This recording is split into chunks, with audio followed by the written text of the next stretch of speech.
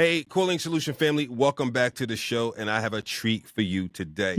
I have Erica Archer with me. She is a war veteran. She has been 12 years in the military, served at a time in the Baghdad War in Iraq. And listen, after leaving the military, she discovered her gifts and talents in writing. And so we're going to talk about it. She's penned a new book called Alison, You Are Beautiful. And so, Erica, welcome to the show. Thank you. Thank you so much for having me. Absolutely. It's a pleasure to have you. Let me ask you this. I always ask this question because I think it's so important for people to get to know who you are at the deepest level possible. And first of all, thank you for your service. Thank you Oh, for your oh, service. thank you. Now, let me ask you this. What's one thing you can share with people that even those closest to you may say, I never knew that about Eric? Let me see. Well, a lot of people may not know that I am, let me see. I am very, I don't know. I think maybe I don't have sometimes the best patience. And maybe mm, they think that, I do.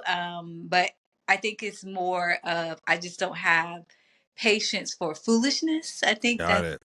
say like I'm very quick to just cut off any foolishness, anything that's not really serving a great Yes. purpose. I'll just let it go or let the Yes. person go because my life is very peaceful with no Mm, drama, nothing crazy going on in my life, and mm, get some foolishness with the person, and I maybe give them one chance to correct it, and if they don't correct it, you heard me the first time, so the second right. I'm gonna leave. That sounds like a whole nother show. It sounds like we Oh unpack a yeah. whole show about how you've developed that. I would say some people will call it that skill set. Okay. Yeah, Yeah. yeah, yeah. Yeah. I can say that maybe in the past I may have, given people more chances than I should. But then when I learned, Mm, really mm, have boundaries down and yes. understand myself and that I love peace, Yes. it was easy Mm, to let people go because you see that they're just not at the place where you're at. If they're not able to, maybe cut off things that are yeah. not uh productive or not good for them. I mean, you're not going to bring your chaos into my life when Right. my I think that yeah. Someone say Erica does not suffer fools. So, I, so all right. So let's talk about this book, Allison. You Are Beautiful. Let's yeah. start with what led to you writing this book.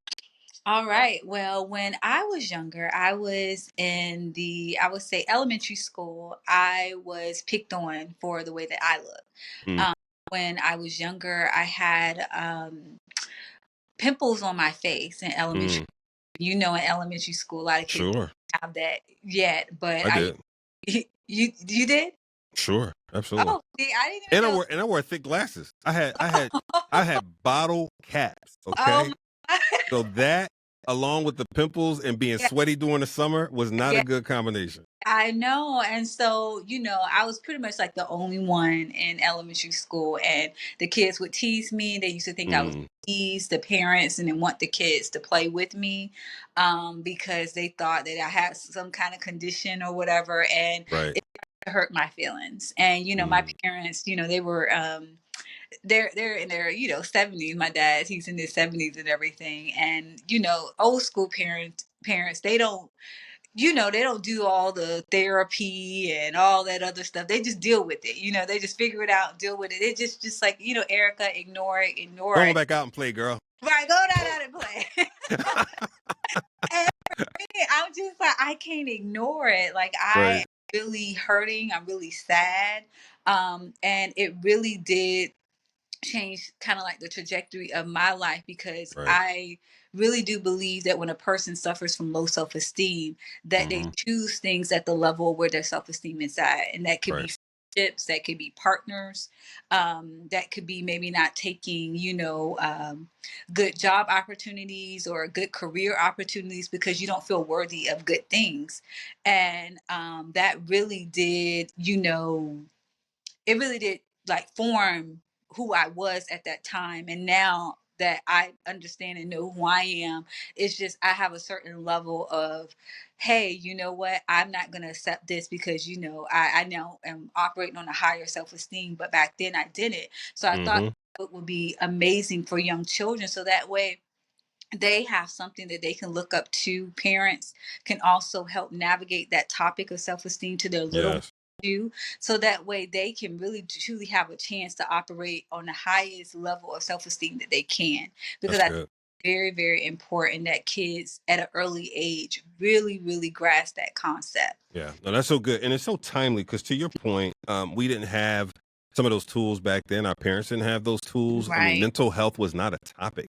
right, And just right, think about that. It wasn't in our vernacular to talk about mental health. And so today we're in this, to me, sometimes the opposite end of the spectrum where yeah, everything becomes a mental health topic, right, almost to the extent that I get worried sometimes that we may, that's what I'm looking for. We may just get stuck and call it mental health and not be yeah, able to move forward. Right. yeah. Almost like, oh, I'm stuck.